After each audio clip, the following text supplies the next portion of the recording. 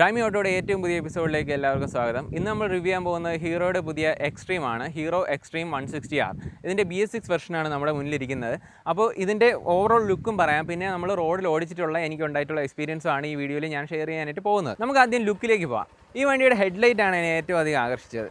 Headlight വരുമ്പോഴത്തേക്കും നമുക്ക് ഒരു ഡിം ഇവിടെയാണ് വരുന്നത്, ഡിം ബ്രൈറ്റ് ഇതിലാണ് വരുന്നത്. ആ ഒരു ഡിസൈൻ ഒരു നൈസായിട്ടുള്ളൊരു ഡിസൈനാണ്, ഒരു സ്കള്ളിനെ പോലെ തോന്നിക്കുന്ന ഒരു ഡിസൈനാണ് ഇതിൽ കൊടുത്തിട്ടുള്ളത്. അതുപോലെ തന്നെ മുകളിലായിട്ട് ഹീറോയുടെ ഒരു ലോഗോയും വരുന്നുണ്ട്. ഇനി നമ്മൾ ഇൻഡിക്കേറ്റർ നോക്കിക്കഴിഞ്ഞാൽ LED ഇൻഡിക്കേറ്റേഴ്സ് ആണ് ഇവിടെ വരുന്നത്. ഒരു 3 ലൈറ്റാണ് ഇതിനകത്ത് കൊടുത്തിട്ടുള്ളത്. അതും നല്ല അട്രാക്റ്റീവ് ആയിട്ടുള്ള ഒരു ഡിസൈനാണ്. പിന്നെ നമ്മൾ പറഞ്ഞു കഴിഞ്ഞാൽ ഇതിനകത്ത് ഹസാർഡ് ലൈറ്റ് ഉണ്ട്. അതായത് ഇൻഡിക്കേറ്റർ നമുക്ക് 2 ഇൻഡിക്കേറ്ററും 4 ഇൻഡിക്കേറ്ററും നമുക്ക് കത്തിക്കാനായിട്ട് സാധിക്കും. അത് ഹസാർഡ് ലൈറ്റ് ഇട്ട് കഴിഞ്ഞാൽ, ഈ സ്വിച്ച് ഇട്ട് കഴിഞ്ഞാൽ ഇവിടെ നോക്കിക്കഴിഞ്ഞാൽ അറിയാം 2 ഇൻഡിക്കേറ്റർ ഫ്രണ്ടിലും കത്തുന്നുണ്ട്, അതുപോലെ തന്നെ റിയറിലും കത്തുന്നുണ്ട്. ഇപ്പോൾ മോഡിഫിക്കേഷനൊക്കെ വളരെ പ്രശ്നമായിട്ടിരിക്കുന്ന ഒരു കാലഘട്ടത്തിൽ ഈ ഒരു സംഭവം കൊണ്ടുവന്നിരിക്കുന്നത്. അതുകൊണ്ട് തന്നെ നമുക്ക് 4 ഇൻഡിക്കേറ്റർ ഒന്നും നമുക്കിനി പുറത്ത് പോയി സെറ്റ് ചെയ്യേണ്ട കാര്യമില്ല, കമ്പനി തന്നെ വെച്ചിട്ടുണ്ട്. അതുകൊണ്ട് തന്നെ അത് ലീഗലുമാണ്. പിന്നെ ഇതിൻ്റെ അടുത്ത മോഡിഫിക്കേഷൻ നമ്മൾ സാധാരണ ചെയ്യാറുള്ളതെന്ന് പറയുമ്പോഴത്തേക്കും ബ്രേക്ക് ലൈറ്റ് നമ്മൾ സ്മോക്ക് ചെയ്യാറുണ്ട്. ഇതിപ്പോൾ കമ്പനി തന്നെ ഒരു സ്മോക്ക്ഡ് ആയിട്ടുള്ള ഒരു ബ്രേക്ക് ലൈറ്റാണ് കൊണ്ടുവന്നിട്ടുള്ളത്. അതും നല്ലൊരു ഡിസൈനാണ്, നല്ല ഒരു കട്ടും എല്ലാം വരുന്ന ഒരു ഡിസൈനാണ് വന്നിട്ടുള്ളത്. ഇനി നമുക്ക് വണ്ടിയുടെ മീറ്റർ കൺസോൾ ഒന്ന് നോക്കാം. നമുക്ക് മീറ്റർ കൺസോൾ നമ്മൾ വണ്ടി ഓണായി കഴിയുമ്പോഴത്തേക്ക് ആദ്യം ഒരു ഡിസൈൻ വരുന്നുണ്ട്. ഒരു റിവേഴ്സ് LCD ഡിസ്പ്ലേ ആണ് ഇതിനകത്ത് വരുന്നത്. ഇതിനകത്ത് നമുക്ക് സ്പീഡോമീറ്റർ റീഡിംഗ് അറിയാം, അതുപോലെ ഇവിടെ നമുക്ക് ഓഡോമീറ്റർ റീഡിംഗ് അറിയാം. ഇത് ഫ്യൂവലിൻ്റെ ഗേജാണ്, ഫ്യൂവൽ റീഡിംഗ് അറിയാം. പിന്നെ ഇവിടെ ടൈം വരുന്നുണ്ട്, RPM മീറ്റർ ഉണ്ട്. പിന്നെ ഇവിടെ സൈഡ് സ്റ്റാൻഡ് ഇൻഡിക്കേറ്റർ ഉണ്ട്.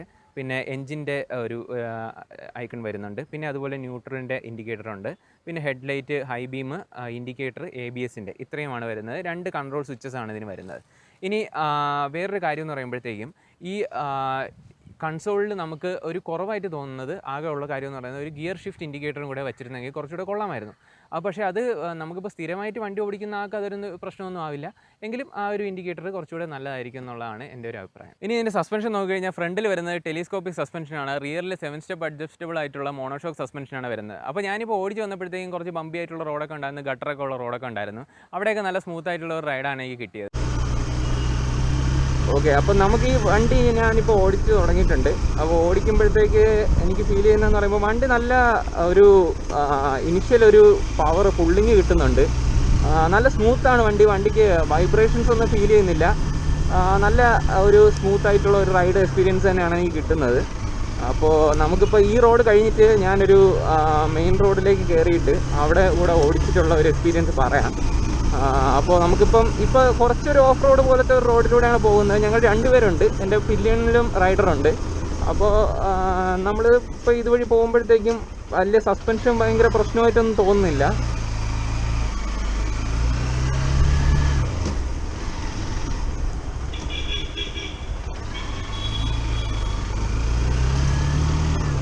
പിന്നെ ഗിയറിൻ്റെ കാര്യം പറയുമ്പോഴത്തേക്കും ഗിയർ ഒരുപാട് ഹാർഡല്ല. നമുക്കിന് പുതിയ വണ്ടി ആയതുകൊണ്ടുള്ള ഒരു ഹാർഡ്നെസ് ഉണ്ടെന്നുള്ളതേ ഉള്ളൂ, അല്ലാതെ വേറെ ഭയങ്കര ഹാർഡൊന്നുമല്ല. വണ്ടിക്ക് മെയിനായിട്ട് എനിക്ക് പറയാനുള്ളതെന്ന് പറയുമ്പോഴത്തേക്കും ഓടിക്കുമ്പോഴത്തേക്കും നല്ലൊരു കംഫർട്ടബിൾ റൈഡിങ് പൊസിഷനാണ് കിട്ടുന്നത്. വണ്ടി നല്ല കംഫർട്ടബിളാണ്. അതുപോലെ തന്നെ ഇപ്പോൾ ഇങ്ങനെയൊക്കെ വളച്ചൊക്കെ എടുക്കാനായിട്ട്, അതായത് നമുക്കിപ്പോൾ അത്യാവശ്യം കോർണർ ചെയ്തെടുക്കാനൊക്കെ നല്ല ഒരു സ്മൂത്തായിട്ട് കോർണർ ചെയ്തെടുക്കാൻ പറ്റുന്നൊരു വണ്ടിയാണ്. കണ്ടോ, ഇവിടെ ഇപ്പോൾ വളഞ്ഞു കഴിയുമ്പോഴത്തേക്കും നല്ല സ്മൂത്തായിട്ട് വളഞ്ഞു വരാനായിട്ട് സാധിക്കും. അപ്പോൾ അതിൻ്റെ ടയറും MRFൻ്റെ ടയറാണ് ഇതിൽ വന്നിട്ടുള്ളത്. നല്ല വീതിയുള്ള ടയറാണ് ഫ്രണ്ടിലും ബാക്കിലും വന്നിട്ടുള്ളത്. പിന്നെ ഈ വണ്ടി എന്ന് പറയുമ്പോഴത്തേക്ക് ഈ വണ്ടി ഞാനിപ്പോൾ ഓടിക്കുന്ന വണ്ടി ഡുവൽ ഡിസ്ക് ബ്രേക്കാണ്. അതിൽ സിംഗിൾ ചാനൽ ABS ആണ് വരുന്നത്, അതായത് ഫ്രണ്ടിൽ മാത്രമാണ് ABS വരുന്നത്. അപ്പോൾ ഡുവൽ ഡിസ്ക് ബ്രേക്ക് ഉള്ള വെർഷനും ഉണ്ട്, സിംഗിൾ ഡിസ്ക് അതായത് ഫ്രണ്ടിൽ മാത്രം ഡിസ്ക് ബ്രേക്ക് വരുന്ന ഒരു വെർഷനും ഉണ്ട്. അങ്ങനെ 2 മോഡലിൽ നമുക്ക് ബ്രേക്ക് അവൈലബിൾ ആയിട്ട് കിട്ടും. വണ്ടി ഇപ്പോൾ ഞാൻ സെക്കൻഡ് ഗിയറിൽ തന്നെയാണ് ഇപ്പോൾ ഈ വളവൊക്കെ വളച്ചത്. എന്നിട്ട് ഒരു ജെർക്കിങ്ങോ അങ്ങനത്തെ ഒരു ഫീലൊന്നുമില്ല. വണ്ടി നല്ലൊരു പവർ കിട്ടുന്നുണ്ട് കേട്ടോ. വണ്ടി കൈ കൊടുത്തു കഴിഞ്ഞാൽ അതിനനുസരിച്ച് കയറുന്നുണ്ട് വണ്ടി.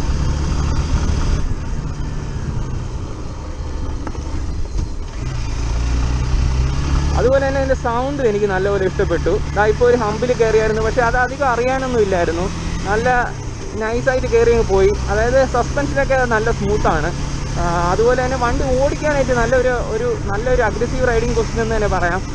നല്ല അടിപൊളിയായിട്ട് ഓടിച്ച് പോകാനായിട്ട് സാധിക്കുന്നുണ്ട്. നമ്മളിനി ഇതിൻ്റെ സ്പീഡോമീറ്റർ കൺട്രോളിനെ പറ്റി പറയുകയാണെങ്കിൽ നമുക്ക് അതിനകത്ത് സ്പീഡോമീറ്റർ അതിൻ്റെ റീഡിംഗ് ഉണ്ട്, അതായത് ഓഡോമീറ്റർ റീഡിംഗ് ഉണ്ട്, സ്പീഡ് എത്രയാണെന്നുള്ള റീഡിംഗ് ഉണ്ട്. പിന്നെ നമുക്ക് കാണാൻ പറ്റുന്നതെന്ന് പറയുമ്പോഴത്തേക്കും ടൈം കാണിക്കുന്നുണ്ട്, എത്ര കിലോമീറ്റർ ഓടിയിട്ടുണ്ടെന്ന് കാണിക്കുന്നുണ്ട്.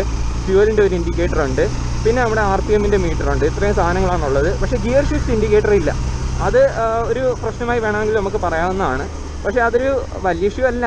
നമുക്ക് സ്ഥിരം വണ്ടി ഓടിക്കുന്നവർക്കാണെങ്കിൽ പ്രശ്നം വരില്ല. ആദ്യമായിട്ടൊക്കെ വണ്ടി ഓടിക്കുന്നവർക്കാണ് ഈ ഗിയർ കറക്റ്റ് കാണിച്ചില്ല എന്നുണ്ടെങ്കിലുള്ള ഒരു ഇഷ്യൂ വരുന്നത്. അല്ലെങ്കിൽ വേറെ പ്രശ്നമൊന്നുമില്ല. വണ്ടിക്ക് നല്ല പവർ തന്നെ വണ്ടി നൽകുന്നുണ്ട്. അതായത് 160 എന്നാണ് പറയുന്നതെങ്കിൽ 163 cc ആണ് ഈ വണ്ടിയുടെ കപ്പാസിറ്റി. ഇനി നമ്മളിത് ഒരു മെയിൻ റോഡിലേക്ക് കയറുകയാണ്. അപ്പോൾ മെയിൻ റോഡിൽ എങ്ങനെയുണ്ട് പെർഫോമൻസ് എന്നുള്ളത് നമുക്കൊന്ന് നോക്കാം. മെയിൻ റോഡ് ഇത് അത്യാവശ്യം നല്ല റോഡാണ്, നല്ല സ്മൂത്ത് ആയിട്ടുള്ള റോഡാണ്. ഇവിടെ എങ്ങനെ ഉണ്ടെന്ന് നോക്കാം.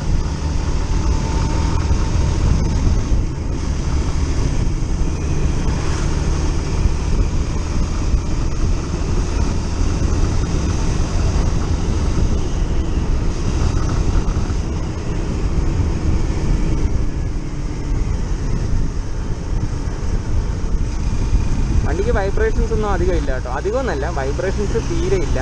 നല്ല സ്മൂത്ത് റൈഡാണ്, നല്ല കംഫർട്ടബിൾ ആയിട്ടുള്ള റൈഡാണ്.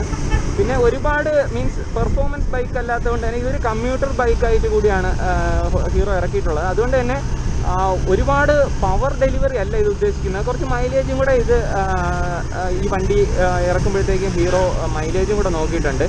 അപ്പോൾ അതുകൊണ്ട് തന്നെ ഒരു കംഫർട്ടബിൾ റൈഡിങ്, അതുപോലെ തന്നെ അഗ്രസീവ് റൈഡിങ് എന്ന് പറയാൻ പറ്റില്ല, പക്ഷേ സ്മൂത്ത് ആയിട്ടുള്ള ഒരു റൈഡ് ഈ വണ്ടിക്ക് നൽകാൻ സാധിക്കുന്നുണ്ട്.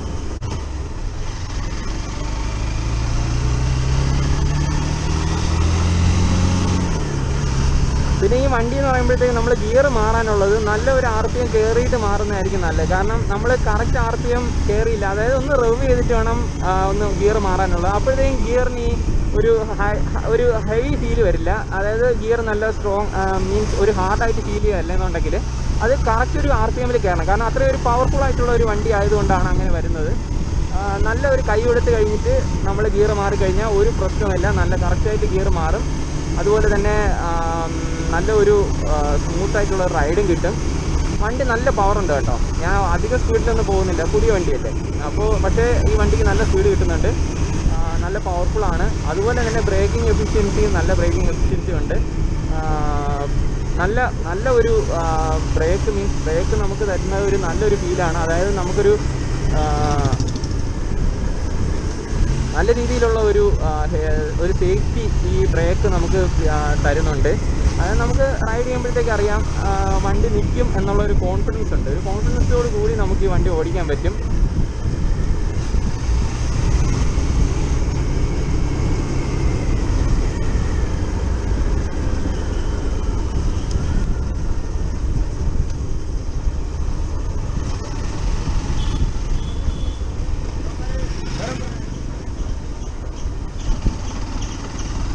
ഞാൻ നേരത്തെ പറഞ്ഞല്ലോ, ഇത് കുറച്ച് ഗട്ടറൊക്കെ ഉള്ള റോഡാണ്. കുറച്ച് അവിടെ ഫ്രണ്ടിൽ കുറച്ച് ഗട്ടറൊക്കെ ഉണ്ടായിരുന്നു. പക്ഷേ ആ റോഡിലൊന്നും ഓടിക്കുമ്പോഴത്തേക്ക് നമുക്ക് അധികം ഒരു മീൻസ് നടുവിൽ ഇടിക്കുന്ന രീതിയിലുള്ള ഒരു ഫീലൊന്നും അല്ല.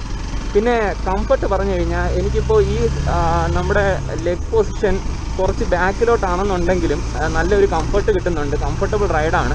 നമുക്കൊരു അഗ്രസീവ് പൊസിഷനിലാണ് ഇരിക്കുന്നത് തന്നെ പറയാം.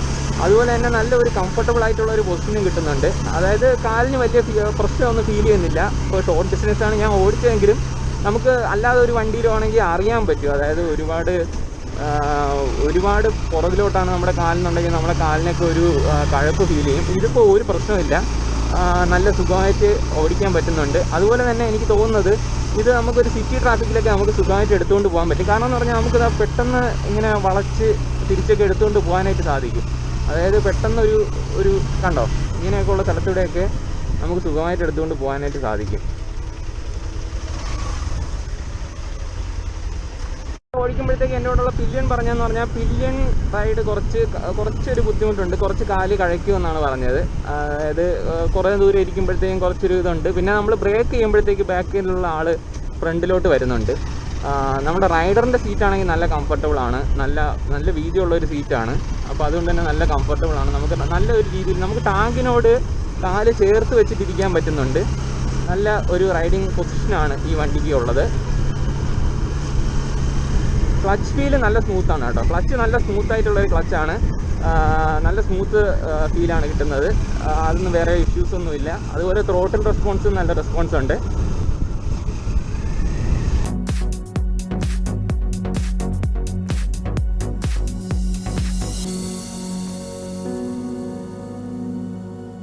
ഞാൻ ഈ വണ്ടി കുറച്ച് നേരം ഓടിച്ചതിന് ശേഷം എനിക്ക് മനസ്സിലാവുന്നത് ഇതിൻ്റെ സസ്പെൻഷൻ്റെ കാര്യമാണ് ഇനി എനിക്ക് പറയാനുള്ളത്. അപ്പോൾ സസ്പെൻഷൻ എന്ന് പറയുമ്പോഴത്തേക്കും ഫ്രണ്ടിൽ ടെലിസ്കോപ്പിക് സസ്പെൻഷനും ബാക്കിൽ വരുന്നത് 7 സ്റ്റെപ്പ് അഡ്ജസ്റ്റബിൾ ആയിട്ടുള്ള മോണോഷോക്ക് സസ്പെൻഷനുമാണ്. അപ്പോൾ ഞാൻ വരുന്ന വഴിക്ക് എന്ന് പറയുമ്പോഴത്തേക്കും കുറച്ച് ബമ്പി ആയിട്ടുള്ള റോഡൊക്കെ ഉണ്ടായിരുന്നു. അപ്പോൾ ആ റോഡിലൊക്കെ ഓടിച്ചപ്പോഴത്തേക്കും നല്ല കംഫർട്ടബിൾ ആയിട്ടുള്ള റൈഡായിരുന്നു.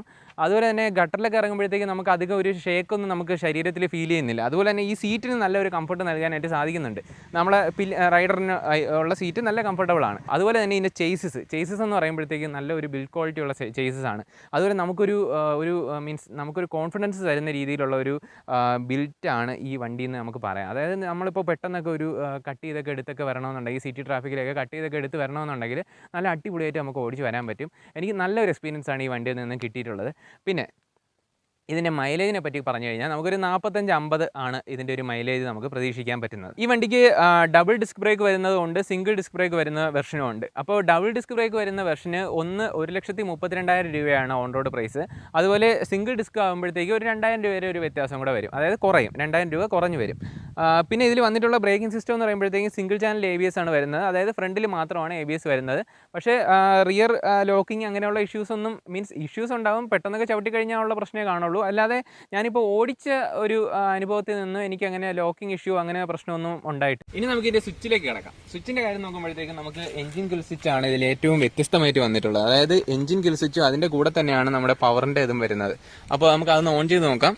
നമ്മൾ ഇഗ്നിഷൻ ഓൺ ചെയ്ത് കഴിഞ്ഞിട്ട് ആദ്യം എഞ്ചിൻ കിൽ സ്വിച്ച് ഓൺ ആവും. അത് കഴിഞ്ഞിട്ട് നമ്മൾ വീണ്ടും ഇതിൽ പ്രസ് ചെയ്ത് കഴിഞ്ഞാൽ നമ്മുടെ വണ്ടി എഞ്ചിൻ ഓൺ ആവും. അങ്ങനെയാണ് ഇതിൻ്റെ ഒരു സെറ്റപ്പ് വന്നിട്ടുള്ളത്.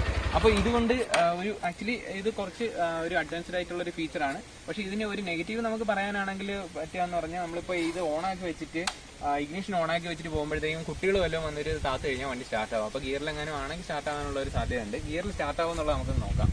നമ്മൾ ഫസ്റ്റ് ഗിയർ ഇട്ടിട്ട് ഞാനിപ്പോൾ സെക്കൻഡ് ഗിയർ ഇട്ടിട്ടുണ്ട്. ഇപ്പോൾ സ്റ്റാർട്ടാവും നോക്കാം. ഇല്ല. അപ്പോൾ ഗിയറിൽ കിടക്കുകയാണെങ്കിൽ വണ്ടി സ്റ്റാർട്ടാവില്ല. ഇപ്പോൾ സ്റ്റാർട്ടായിട്ടുണ്ട്. അപ്പോൾ ഗിയറിൽ ഇത് സ്റ്റാർട്ടാവില്ല. അപ്പോൾ അങ്ങനെ ഒരു ഇഷ്യൂ ഇല്ല. പിന്നെ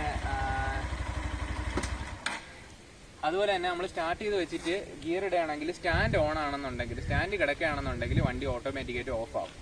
അങ്ങനെ ഒരു ഫീച്ചർ കൂടെ ഇപ്പോൾ അവതരിപ്പിച്ചിട്ടുണ്ട്. അതിപ്പോൾ പുതിയ BS6 മോഡലിൽ ഇറങ്ങുന്ന മിക്ക വണ്ടികൾക്ക് ഇങ്ങനെ ഒരു ഫീച്ചർ കൂടെ കമ്പനികൾ അവതരിപ്പിക്കുന്നുണ്ട്. ഇനി നിങ്ങൾ ശ്രദ്ധിക്കാനുള്ള വേറൊരു കാര്യം പറയാം. അതായത് നമ്മളിപ്പോൾ വണ്ടി നമ്മൾ സ്റ്റാർട്ട് ചെയ്തു, അതായത് ഇഗ്നിഷൻ നമ്മൾ ഓണാക്കുകയാണ്. ഓണാക്കുമ്പോഴത്തേക്കും ഈ ഒരു ഡിസ്പ്ലേ വരും. ഈ ഡിസ്പ്ലേ വന്ന് ഇപ്പോഴാണ് സത്യത്തിൽ നമ്മൾ വണ്ടി സ്റ്റാർട്ടാക്കാനായിട്ട് വണ്ടി ഓക്കെ ആയിട്ടുള്ളത്.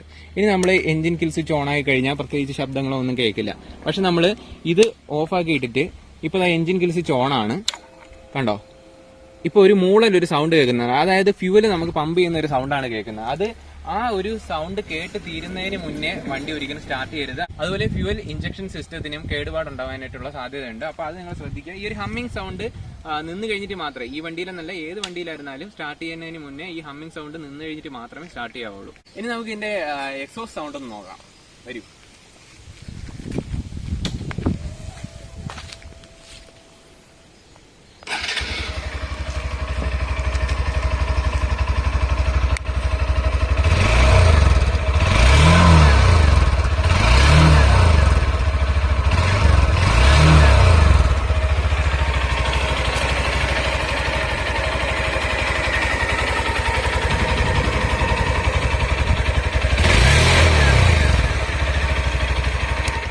നമുക്കിപ്പോൾ ഈ എക്സോസ്റ്റ് സൗണ്ട് കേട്ടല്ലോ, ഒരു റോറ് പോലെ തന്നെയാണ് ഫീൽ ചെയ്യുന്നത്. അതായത് ഒരു നല്ല പ്യൂർ ആയിട്ടുള്ള ഒരു സൗണ്ടാണ്. എഞ്ചിൻ വളരെ റിഫൈൻഡ് ആയിട്ടാണ് ഹീറോ ഈ വണ്ടിക്ക് നിർമ്മിച്ചിരിക്കുന്നത്. നല്ല രസമുണ്ട് കേട്ടോ കേൾക്കാനായിട്ട്. ഇതിന്റെ ലുക്ക് വൈസ് നമുക്ക് മുന്നിൽ നിന്ന് തന്നെ തുടങ്ങാം. ലുക്ക് വൈസ് നോക്കുമ്പോഴത്തേക്ക് നമുക്ക് ഫ്രണ്ടിൽ മഡ് ഗാർഡിന് മുകളിലായിട്ട് ഒരു ബൾജി ആയിട്ടുള്ള ഒരു ഡിസൈൻ വന്നിട്ടുണ്ട്. അത് അത്യാവശ്യം ഒരു ലുക്ക് തരുന്ന ഒരു ഡിസൈനാണ്. അതുപോലെ ഈ ഒരു ആഡഡ് ഫീച്ചർ, ഈ ഒരു സംഭവം ആഡ് ചെയ്തേക്കുന്നതൊക്കെ കൊള്ളാം. ഇവിടെ ഒരു ABS-ന്റെ ഒരു സ്റ്റിക്കർ വരുന്നുണ്ട്, ഇവിടെ മറ്റേ റിഫ്ലക്ടർ വരുന്നുണ്ട്. അപ്പോൾ ആ ഒരു ലുക്കൊക്കെ നല്ല രസമാണ്. അതുപോലെ ഞാൻ ഈ ടാങ്കിന്റെ മുകളിലുള്ള ഈ ഒരു ഡിസൈനെ പറ്റി പറഞ്ഞു. അതുപോലെ എക്സ്ട്രീം എന്നുള്ള എഴുത്ത് ഈ ഒരു പ്ലാസ്റ്റിക് മെറ്റീരിയലിൽ കൂടെ വന്നിട്ട് നേരെ ടാങ്കിലേക്ക് ഇറങ്ങുന്ന രീതിയിലാണ് ഡിസൈൻ ചെയ്തിരിക്കുന്നത്. പിന്നെ ഇതിന്റെ റിയർ പറഞ്ഞു കഴിഞ്ഞാൽ റിയറിൽ കുറച്ചൊരു മുകളിലോട്ട് വരുന്ന രീതിയിലാണ് ഇതിന്റെ ഡിസൈൻ ചെയ്തേക്കുന്നത്. അതെന്തോ ഞങ്ങൾക്ക് കണ്ടപ്പോഴത്തേക്ക് ഒരു നെഗറ്റീവ് ഒരു ലുക്കാണ് തോന്നിയത്. അത് കുറച്ചുകൂടെ ഒന്ന് നന്നാക്കാമായിരുന്നു എന്ന് ഞങ്ങൾക്ക് ഫീൽ ചെയ്തു. കാരണം കുറച്ചുകൂടെ ഒരു സ്ട്രെയിറ്റ് പൊസിഷൻ ആയിരുന്നെങ്കിൽ കുറച്ചുകൂടെ രസമായിരുന്നേനെന്ന് തോന്നി. പിന്നെ ഇതിന്റെ റിയറിൽ ഇരിക്കുന്ന ആൾക്ക് നമ്മളെ FC-യിലൊക്കെ ഇരിക്കുന്ന പോലെ തന്നെ പില്യൺ റൈഡറിന് കുറച്ചൊരു കാലിനൊക്കെ ഒരു ബുദ്ധിമുട്ട് കുറച്ച് റൈഡ് ചെയ്ത് കഴിയുമ്പോഴത്തേക്കും ഉണ്ടാവാനായിട്ടുള്ള സാധ്യതയുണ്ട്. കാരണം കാല് കുറച്ച് ഇങ്ങനെ വളഞ്ഞിട്ടാണ് ഇവിടെ ഇരിക്കുന്ന പില്യൺ റൈഡറിന്റെ. അതിൽ കുറച്ച് ഹൈറ്റിലുള്ള ഒരു പൊസിഷനാണ് പില്യൺ റൈഡറിന് കിട്ടുന്നത്. പക്ഷേ ഇവിടുത്തെ ഗ്രാബ് റെയിലൊക്കെ വെച്ചിട്ടുണ്ട് കേട്ടോ ബാക്കിൽ. ഈ ഡിസൈനിനോട് കൂടെ തന്നെ ചേർന്നിട്ട് തന്നെയാണ് ഇവിടെ ഒരു ഗ്രാബ് റെയിലൊക്കെ വന്നിട്ടുള്ളത്. അപ്പോൾ അതുകൊണ്ട് തന്നെ നമുക്ക് പിടിച്ചിരിക്കാനൊക്കെ നല്ല കംഫർട്ടബിൾ ആണ്. ഇങ്ങനെ പിടിച്ചിരിക്കാനൊക്കെ പറ്റും. ഇത് നല്ല ബിൽറ്റ് ക്വാളിറ്റി ഉള്ള സാധനമാണ്. നിങ്ങൾ സിറ്റി ട്രാഫിക്കിലൂടെയൊക്കെ ഈസി ആയിട്ട് ഫ്ലിക്കർ ഓൺ ചെയ്ത് പോകാനാണ് ഉദ്ദേശിക്കുന്നതെന്നുണ്ടെങ്കിൽ ഈ വണ്ടി നിങ്ങൾക്ക് പറ്റിയ വണ്ടിയാണ്. അതായത് നല്ല ഒരു പവർ നൽകുന്ന ഒരു എഞ്ചിനാണ് ഇതിൽ വന്നിട്ടുള്ളത്. പ്യുവർ റൈഡിങ് എക്സ്പീരിയൻസ് ആണ്. പ്യുവർ സൗണ്ട്, എക്സോസ് സിസ്റ്റം ആയിരുന്നാലും നല്ല പ്യുവർ സൗണ്ടാണ്. അതുപോലെ തന്നെ എഞ്ചിൻ നല്ല റിഫൈൻഡ് ആയിട്ടുള്ള എഞ്ചിനാണ്. അതുപോലെ മൈലേജും തരുന്ന എഞ്ചിനാണ്. പിന്നെ എന്ന് പറയുമ്പോഴത്തേക്കും നമുക്ക് കംഫർട്ടബിൾ ആയിട്ടുള്ള ഒരു റൈഡിംഗ് പൊസിഷനാണ് ഇതിന് നൽകാൻ സാധിച്ചിട്ടുള്ളത്. അതുകൊണ്ട് തന്നെ ഹീറോയുടെ ഈ ഒരു പുതിയ ഒരു ചേസിസ് അത് നല്ല ഒരു കംഫർട്ടബിൾ ആയിട്ടുള്ള റൈഡിംഗ് പൊസിഷൻ നമുക്ക് നൽകുന്നുണ്ട്. അപ്പോൾ ഇത്രയൊക്കെയാണ് ഈ വണ്ടിയുടെ ഫീച്ചേഴ്സ്. ഈ വണ്ടിയെ പറ്റി നിങ്ങൾക്ക് എല്ലാ വിവരങ്ങളും മനസ്സിലായിട്ടുണ്ടെന്ന് വിശ്വസിക്കുന്നു. അപ്പോൾ ഇതിനെപ്പറ്റി എന്തെങ്കിലും ക്വറീസോ എന്തെങ്കിലും നിങ്ങൾക്ക് ഡൗട്ട്സ് എന്തെങ്കിലും ഒക്കെ ഉണ്ടെങ്കിൽ നമ്മുടെ കമന്റ് സെക്ഷനിൽ കമന്റ് ചെയ്യുക. അപ്പോൾ ഞങ്ങൾ അതിനുള്ള റിപ്ലൈ തരുന്നതായിരിക്കും. അപ്പോൾ team drive me auto signing out for today. Thank you.